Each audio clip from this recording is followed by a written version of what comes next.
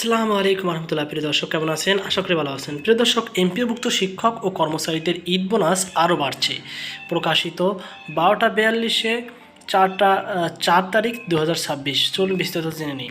প্রিয় দর্শক, বেসরকারি শিক্ষা প্রতিষ্ঠানে এমপিওভুক্ত শিক্ষক কর্মচারীরা বর্তমানে মূল বেতনের 50% হারে ঈদ বোনাস পাচ্ছেন। নতুন সরকার এই বোনাস 10% বাড়িয়ে 60% করার উদ্যোগ নিয়েছে। উদ্যোগ বাস্তবায়নে মাধ্যমিক ও উচ্চশিক্ষা অধিদপ্তর মাওসির কাছে প্রস্তাবনা চেয়েছেন শিক্ষা মন্ত্রণালয়। বুধবার 4 মার্চ শিক্ষা মন্ত্রণালয়ের মাধ্যমিক ও উচ্চশিক্ষা বিভাগ সূত্রে এই তথ্য জানা গেছে।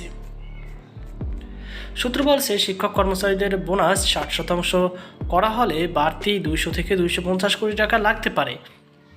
মোট কত টাকা লাগবে সেজন্য অধিদপ্তরগুলোর কাছে প্রস্তাব চাওয়া হয়েছে। অধিদপ্তর থেকে প্রস্তাব পাওয়ার পর তা পর্যালোচনা করে অর্থ মন্ত্রণালয়ে পাঠানো হবে। শিক্ষা মন্ত্রণালয়ের সংশ্লিষ্ট দপ্তরে কর্মকর্তাদের জানান, তারা চেষ্টা করছে আসন্ন ঈদ উল ফিতর আগেই যেন শিক্ষক ও কর্মচারীরা বাড়তি বোনাস পান। এজন্য দ্রুত অধিদপ্তরগুলোকে প্রস্তাব পাঠাতে বলা হয়েছে। প্রস্তাব আসার পরপরই তা অনুমোদনের কার্যক্রম শুরু করবে তারা। জানা যায়, বেসরকারি শিক্ষা প্রতিষ্ঠানে কর্মরত এমপিওভুক্ত শিক্ষকরা আগে মূল বেতনের 25% এবং কর্মচারীরা 50% বোনাস পেতেন।